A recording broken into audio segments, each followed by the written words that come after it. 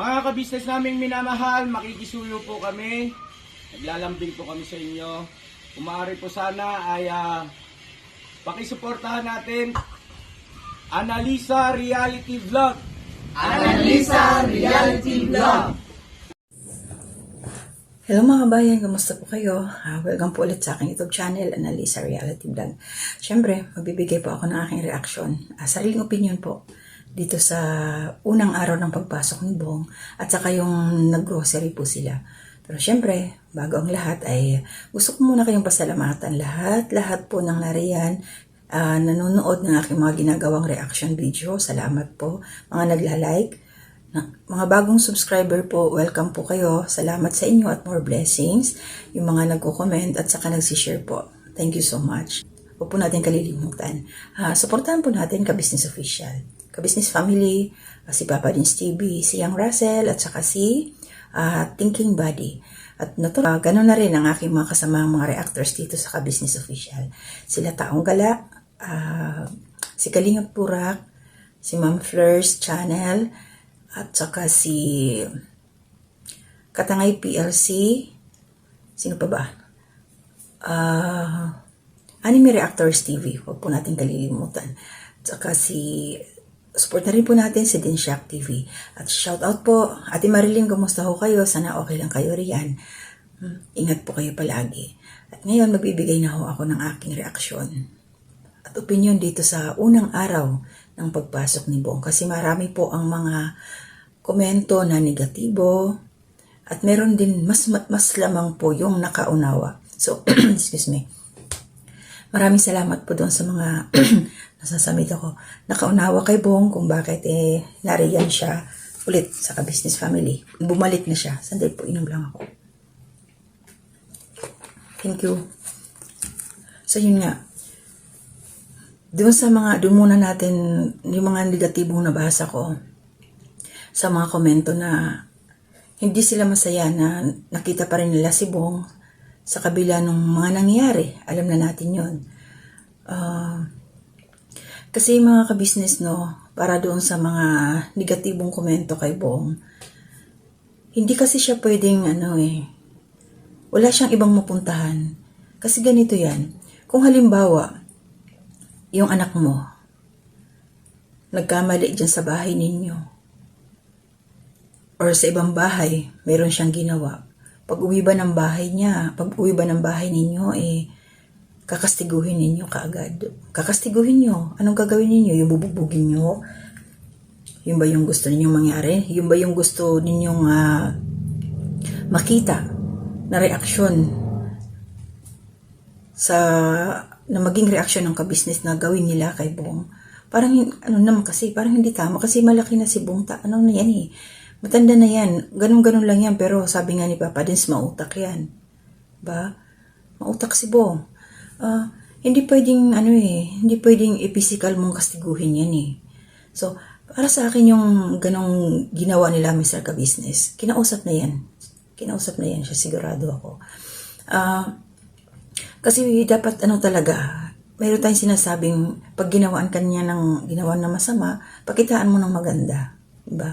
Yun ang sinasabing kill with kindness. Kasi kung yung ginawa niyang masama, pupunuan mo din, kung gagantihan mo siya ng kasama, di mas lalong yan, baka maguramentado. Diba? Siyempre, binugbog mo. Pag nawala yung, pag natapos nung magsisisi ka na nananakit sa kanya, tapos ito namang isa na nasaktan, pwedeng maghiganti. So, hindi pwedeng ganun kasi mas lalong lalala ang problema. So, kailangan talaga dyan, i-reverse yung psychology sa mga ganyang klaseng galawan, sa mga ganyang klaseng tao. Diba? Example lang, mga ka-business, parang yung sa bata. O yung mga anak natin, lalo na yung mga naglalaro, kalat yung laruan, basic yan. Pag sinabi mong, itabi mo yung mga laruan mo anak pagkatapos mong gamitin. Karamihan sa mga bata, real talk tayo mga ka-business. Pag sinabi mong itabi mo yan, hindi yan gagawin. Marami yan. Pababayaan yan dyan. Kasi parang iinisin ka May mga ganun, bata Pero pag sinabi mo, sige, hayaan mo lang nakakalat yan dyan. bahala na kung sino yung makaapak, madulas o anong mangyari. Tapos natalikuran mo na yung anak mo. Real experience ko to, mga ka-business. So, pag ganyan, makikita mo na lang, nag-aayos na, nililinis na. O, diba? So, isa yan sa example na kailangan i-reverse psychology natin yung isang tao. Kung alam natin na hindi makukuha sa pakiusapan na matino. O, diba? Sabi nga natin kung ano yung ayaw, kung ano yung mali, yun ang ginagawa. Diba? O di, ito, sige, sakyan natin yung kanyang ginagawa. O tingnan natin kung ano yung mangyayari. Diba? So, ganun yung nangyayari ngayon kay Bong. Hindi ibig sabihin na kinonsente siya. Hindi ibig sabihin na inignore lang ang kanyang ginawa na pagkakamali. Kaya nandyan ulit siya ngayon sa ka-business, tinanggap. Parang walang nangyari lang, parang ganon. Hindi yun. Kasi kung nanonood po kayo ng video, sinabi na nila doon na ginawa na ni Papa Dins, naghanap na sila ng makakatulong kay Bong sa counseling. Kasi kailangan ni Bong ng counseling. So, wag lang tayo magmadali. Darating tayo sa puntong yun. So, alam yan ng Mr. and Mrs. Ka-Business. Kaya kung sana po yung mga viewers dyan, talagang nakasuporta kayo kay Bong, through prayers lang, malaking bagay po yun. At salamat doon sa mga nakaunawa sa naging desisyon nila Mr. Ka-Business. Nagpatuwan-tuwa, maraming tuwan-tuwa na bumalik na si Bong. Nandyan na, nakikita na ulit. At saka ako lang naman may pakiusap ako. Huwag nyo namang sabihin mayroon kasi akong nababasa, nandyan na si Bong, may views na naman. Kahit wala naman si Bong ilang linggo, nawala si Bong ilang araw yun, may 2 weeks. May views naman po sila. Parang sinasabi nyo kasi talaga dyan, pinagdidiinan ninyo na si Bong ang buhay ng ka-business official. Si Bong ay ginagamit ng ka-business official. Mindset, open your eyes naman, open your mind naman. Huwag niyong kalilimutan, siguro doon sa mga yung mga makikitid ang isip, hindi niyo ba talaga alam? Balikan niyo sa umpisa kung saan nila nakita si Bong. Huwag naman ho kayong ganon. Itinuring na kasing pamilya si Bong Kasi parang, yun ang pinalalabas ninyo pinagkakakitaan si Bong. Diyos ko naman, wag ganon mga kabayan, mga business, yung mga nag-iisip ng ganon. Natural nagbablog sila At saka hindi lang naman si Bong ang may views. Marami naman silang views doon At saka salamat sa mga nanonood na mga subscribers ng nila ka-business. Maraming salamat sa inyo. Dahil nga, sa mga bagay na yan, inatutulungan din nila, nakakatulong sila sa labas. Meron pang mga off-cam na tinutulungan yan. Hindi naman kailangan lahat balandra sa camera na ito binigyan namin si ganito. Hindi naman ganun lahat. So, mayroon lang talagang pagkakataon na kailangan nilang ipakita. Ngayon, so nandyan na si Bong. Ano ang nangyari mga ka-business, mga kababayan? Siyempre, hindi talaga maiwasan yung tuwan-tuwa sila dahil kompleto yung kagwangs. Kompleto sila. So, masaya. So, hindi maiwasan ang tawanan, nandoon talaga. At, ayun nga, sinabi na nga ni Bong na tutuparin niya yung kanyang pangako sa sinabi niya noon sa Sulu Vlog Challenge na once nanalo siya, magbibigay doon sa bahay ampunan at saka sa mga katutubong dinagat. So yun nga yung nangyari mga ka-business. Inayos ni Mrs. Ka-Business yung budget. Inopen sa atin kung magkano yung pera ni Bong. Doon sa napanalunan na pinaghati-hatian nilang tatlo, si Nika, si Kuya Buknoy at saka si Bong. So nasa 30,000 plus sila. So ako yung iniisip ko talaga hindi. Ang iniisip ko dito, akala ko ubos na yung pera ni Bong kasi diba 2 weeks na siya, nawala, bakasyon. Pero matipid pa rin talaga siya, Kasi nga, kunti lang, nasa 3,000 plus lang yung nabali niya. At meron pang natira na 26,000 plus. At yun nga, ang inano ni Mrs. Ka-Business, pinaliwanag yun kay Bong. At 10,000 ang pinaghati. Ang 20,000, ang 6,000 may natira pa para kay Bong. So hinati-hati yun.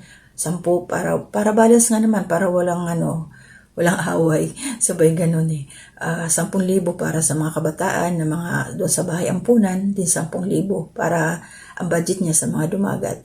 So nagkaayos na sila noon, napaliwanag na lahat ni Mrs. Ka-Business at yun na, doon na tayo sa nag-grocery na sila para sa mga bigas, mga dilat at kung ano-ano. Doon, nakakatuwa kasi yung mga kagwang, nag-share din sila. Okay? Sila Intoy, sila Bay Papaya, si Kuya Burnok, hindi si Burnok kasi inunawa nila, alam naman natin yung sitwasyon ni Burnok na kailangan ng baby niya din ng pinansyal. Si Kuya Buknoy, nag-share sila. Okay, so lahat ng mga nandun nagkagwang nagbigay sila. Tulong, dagdag para doon sa pamibigay na biyaya sa katutubong dumagat. At syempre may mga sponsors din, salamat sa inyo at sila Mr. and Mrs. Ka-Business, nagdagdag din po sila. Kaya yung blessing na yun, sobra-sobra.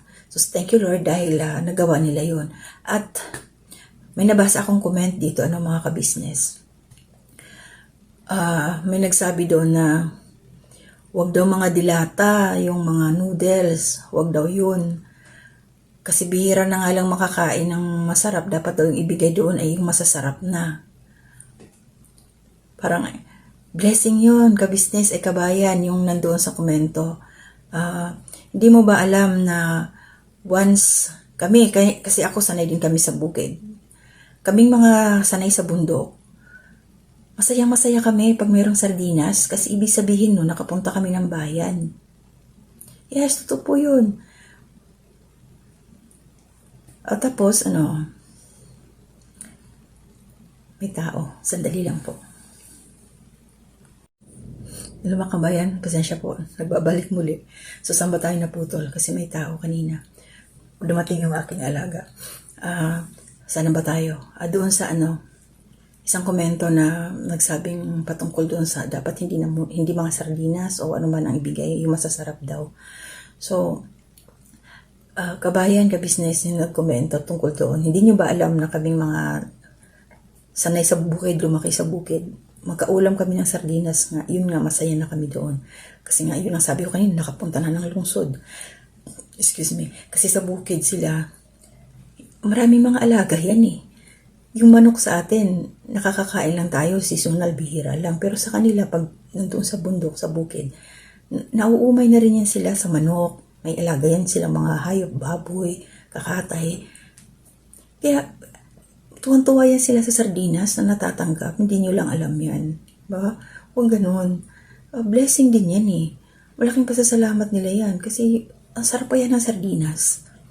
Huwag nating yan. Huwag naman ganun na sasabihin niya yung nagkomento na yung masarap naman daw. Hindi, huwag tayong ganun. Pagpasalamat natin yung blessing na matatanggap ng mga katutubo. Masaya yan sila. Sigurado ako. Kasi nga bihira lang talaga ang nakakapunta doon sa lugar nila. Pero ikaw po na nagbigay ng comment, shout out. Gaya ng sabi ko, sige magbigay ka ng pambili ng masarap na pagkain. Ano bang masarap sa iyo? Yung lechon, yung karne ng baboy, yung lechon manok. Pwede yan. Share ka doon kila ka-business para ihatid nila doon. Yun lang. Diba? Huwag naman tayong ganon. Ito sinasabi ko lang yung totoo.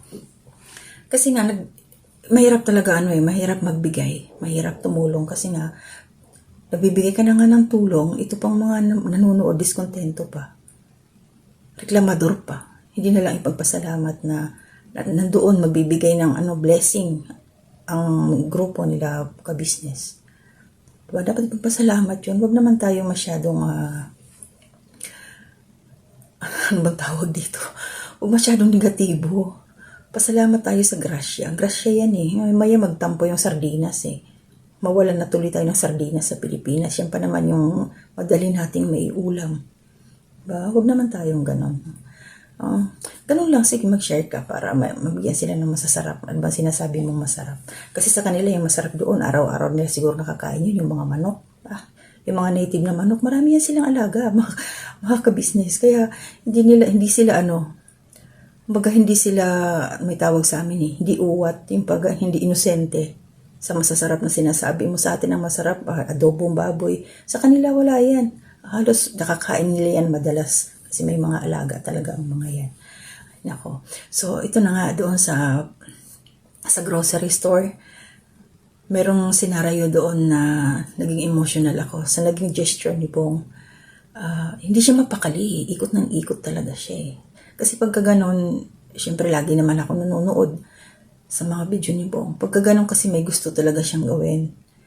Meron siyang gustong bigyan or something. So yun na nga, hindi siya mapakali, ikot ng ikot. So nakita niya yung yung pala ang isip niya gusto niyang makabawi kay Mrs. Ka-Business. Nagbigay siya ng peace offering. Pinabayaan siya ni Mr. Ka-Business kung ano talaga yung nasa puso niya gawin niya. So ayun, kumuha ng ice cream. 3 ice cream. Tinawag si Mrs. Ka-Business ni Mr. Ka-Business. So syempre, pagka ganon tayo, inagawan tayo ng hindi maganda, ng masakit sa kalooban, tapos lalapit sa'yo yung tao, magbibigay ng something na alam, para sa kanya, mapapalubag yung kalooban mo. Ano yun talagang magiging emotional ka rin. Yung matatouch ka ba? Yun yung term. Matatouch ka sa ginawa ng taong yun na kahit sinaktan ka niya, dahil nga nag-effort naman siya na makipagbati. So, ayun ang nangyari. So, may ice cream si Mrs. Ka-Business. Sabi nga ni Bong, para mabawasan yung kanyang atraso. At least alam niya na meron talaga siyang pagkakamali. At dahil dyan, Bong, alam ko punong-puno ka na ng pangaral ng Ka-Business family, i-absorb mo na lang sa isipan mo. I-absorb mo, Bong, intindihin mo, at dahil hindi ka nila susukuan. Alam kong malawak ang pangunawa ng Ka-Business family, kaya hanggang ngayon nariyan ka pa rin. Kasi wala kang ibang pupuntahan. Kasi kung halimbawa, bitawan ka nila, saan ka ulit pupunta, mas lalo ka lang mapapasama. Totoo yan. Kaya yung mga nagsasabi riyan na yung mga hindi masaya, hindi natuwa na nariyan si Bong, unawain po natin ang naging desisyon ng Ka-Business dahil sila po ang pamilya ng ni Bong ngayon. Sila Ka-Business na ang kanyang yung bagong pamilya ni Bong na nakakaunawa sa kanya, na paulit-ulit siyang patatawarin sa kanya mga ginagawang pagkakamali kasi intindi nila yung sitwasyon ni Bong. Kaya pagpasalamat tayo. Dahil hindi talaga pwede, pag binitawan nila si Bong, pinabayaan, babalik yan sa dati. Diba? Tingnan nga natin yung ilang linggo lang siya nawala, na nag-break siya, nagbakasyon. Hindi natin alam kung ano yung pinagagagawa niya. So, hinanap. So, diba? Anong matuklasan natin? So, ganun yun eh. Kaya kailangan, hanggat maaari, nandyan talaga siya sa bahay ng Ka-Business para na mas naiga-guide pa siya. Hindi siya mapunta sa masama. Kasi kung nasa masama, mga kasama niya sa labas, matatangay din kasi talaga siya eh. Matatangay yung kanyang kasi tayong tao, kung sino yung mga kasama natin, maa-adapt din natin eh. So kung halimbawa, nandiyan na nga siya sa Ka-Business family, yung galawan ng Ka-Business, yung kabutihan, yung makikita niya na magaganda, so magagaya na rin siya. Diba? So wag ko kayong wag natin i-bash yung Ka-Business kung bakit hindi nila pinaalis si Bong, kasi yun ang gusto siguro ng iba. So, thank you Lord dahil ikaw Bong, magpakabuti ka na dyan. Dahil tinanggap ka naman nila noon pa. So, wag na lang gagawa ng hindi maganda. Diba? So, ayun. So, sa grocery, natapos nila lahat yung pag-grocery. May tumawag pa isang OFW din. So, ayun, siguro sa mga oras na to, pagkatapos kong gawin itong aking reaction video, mayroon na naman siguro mga upload. So, antabayanan ko yung mga susunod na mga panunuorin natin at bibigyan din ng reaction. So, yun lang yung nangyari kay Bong, so reverse psychology yun at kailangan pakitaan nila ng kabutihan para hindi siya gumawa ng mas makakasira pa sa kanya. Yun. So, tandaan natin, may apply din natin to sa ating pamilya na hindi natin pwedeng kastiguhin yung mga anak natin kung halimbawa nagkasalaman. Hindi na kasi pwede yung katulad nung dati, naalala ko nung kabataan na pag may pagkakamali, nakaranas ako nung mga Ka-Business nung papaluin ka ng isang piraso lang ng walis tingting. Ang sakit nun. Sakit talaga. Kaya ako ngayon, syempre may mga anak na ako, hindi na ako hindi na ako namamalo. Pero may isa lang one time na sumubra na talaga. Pero syempre bilang nanay, masakit din. Pero pinaliwanag ko sa kanya kung bakit ko ginawa yun. Ano yung mga naging kasalanan niya kasi sobra-sobra na. So ganun lang yun. Ngayon kailangan kasi usapan na eh. Hindi na pwedeng babayabasin mo yung isang bata, isang tao na nagkamali, uumbagin mo para magtanda. Hindi magtatanda pag binugbog mo. Hindi, mas lalong magagalit yan. Mas lalo kang aasarin, mas lalong gagawa ng masama. Kaya, shout out po kay Ka-Business, sa family Ka-Business. Salamat sa pangunawa ninyo dahil idinaan nyo sa salita si Bong na alam kong maunawaan niya yung unti-unti. At nandiyan naman po yung mga kaguwangs. Shout out Intoy, pakatatag ka Intoy kasi ikaw ang may kasalanan. Ikaw lagi ang may kasalanan. Saka na, sasabihin ko na lang yan. Kasi may mga nabasa ako dun sa ibang mga komento. So hanggang dito na muna ang aking gagawing reaction video. Enjoy po tayo. Panoorin natin. Supportahan po natin ang Ka-Business Official. Dahil bagong taon, bagong pag-asa, bagong buhay. So lilipad ng mga pakpak ng Ka-Business Family, Ka-Business Official. Tuloy ang misyon. Hindi sila charity vlogger pero nagkakawang gawa. Kung sino yung mga nangailangan, tutulungan nila. At pagpasalamat natin yon. Huwag tayo masyadong mag-demand. Kung ano lang yung kaya nila, yun ang bibigay nila. Marami nga dyan daming mga pera sinusolo lang nila, di ba? O samantala, ito sila, Mr. Ka-Business. Ilan lang ba ang niya, subscribers? Nasa 478 o 480 na yata. Something. So yung iba nga dyan, million na ang mga subscriber Wala tayong nakikitang ganap na namimigay katulad ng mga ginagawa ng Ka-Business. So pagpasalamat natin kasi mayroong mga ganyan na kahit konti lang ang kanilang subscribers, tumutulong din sa abot ng kanilang makakaya. Yung galing sa puso, hindi yung pakitang tao. Galing sa puso ang kanilang pagbibigay. Siyempre yung mga kaguwangs tinutulungan din yan. Meron pa silang mga tinutulungan ng mga nangungupahan na silang nagbabayad sa paupahan.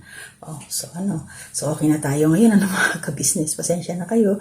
So kung meron kayong idudugtong, idadagdag, willing po ako at saka i-appreciate ko po yung mga nagko-comment dyan para na rin po sa improvement. So maraming salamat sa inyo. Huwag ko kayong mag-alala. I always accept criticisms, either good or bad. So okay lang po sa akin. So wala ko kayong magiging problema. Kasi para sa akin, mas gusto ko nga yung may ako yung klase ng tao na mas yung pag may nabasa akong negatibo, yun ang ginagamit ko. Tino-turn ko siya into positive ways para mas ma-improve pa ako. Kaya natutuwa po ako sa ganon. So maraming salamat. At shout out din po dun sa nagsabi sa akin parang nagdadasal daw. Salamat kabayan. Ganun lang talaga. Kasi ngayon dito sa aking sitwasyon, hindi ako pwedeng makapaglakas ng boses or something kasi nga natutulog pa yung aking mga alaga. Nasa kabilang kwarto lang kasi sila. So maliit lang kasi itong hindi masyadong kalakihan yung bahay. Okay? So pagpasensyahan nyo na ako. Sigurado ako pag ako nakatapak na ng Pilipinas. Doon tayo, kahit magsisigaw, walang limitasyon. Nandun kami sa nasa gitna kami ng parang, nasa baryo kami, kaya kahit magsisigaw ako doon, walang sasaway sa akin. So dito hindi pwede limit tayo. Ilagay natin sa lugar, bawat sitwasyon. So maraming salamat po sa inyong suporta. Sa susunod po ulit na aking mga reaction video. Mag-iingat po kayo lagi. Ingatan po ang ating kalusugan kasi yun po ang ating kayamanan. So siyempre pag malusog tayo, magagawa natin lahat ang ating mga trabaho. Masusuportahan natin ang pangangailangan ng pamilya. So maraming salamat po at shout out sa aking mga kapatid dyan sa Maynila at saka sa Leyte. Maupay nga takna yung tanan niya na mga excuse me kasi ko waray nun. Maupay nga aga, maupay nga kulop, maupay nga utto kung hain man kang mabungkos ng kalibutan. So damo nga salamat. So ayun yung halimti. Suportahan ko niyo na sa reality vlog. Darating ang araw, umaabot itong takna, makikita-kita gihapon kita. So ayan na, adila ako yan. So wala hindi yan na ako nang bubuhat. So maraming salamat po mga kababayan. Hindi gugma ko kamo. Salamat po. Mga Ka-Business naming minamahal, makikisuyo po kami. Naglalambing po kami sa inyo. Kung maaari po sana ay pakisuportahan natin Taong Gala. Pakisuportahan po natin Taong Gala. Analisa Reality Vlog. Analisa Reality Vlog. Anime Reactors TV, Anime Reactors TV, Alminda Cariaga Mix Vlog, Alminda Cariaga Mix Vlog, Ma'am Fleurs Channel, Ma'am Fleurs Channel, Densyak TV, Densyak TV, PLC Katangay Vlog, PLC Katangay Vlog, Kalingap Turak. Kalingap Turak, Alright? Alright. Bira! Bira, May notebook pa talaga. Ang galing. Alright? Alright. Ang galing. Ang galing. Support po natin mga kabisnes naming minamahal. Nagpaalam po sila. At ayan, mga reactors po yung karamihan dyan. At ito naman si Densyak TV ay solid ka business po yan na nasa abroad. At sponsor din po natin. No? Thank you so much po. God bless sa ating lahat.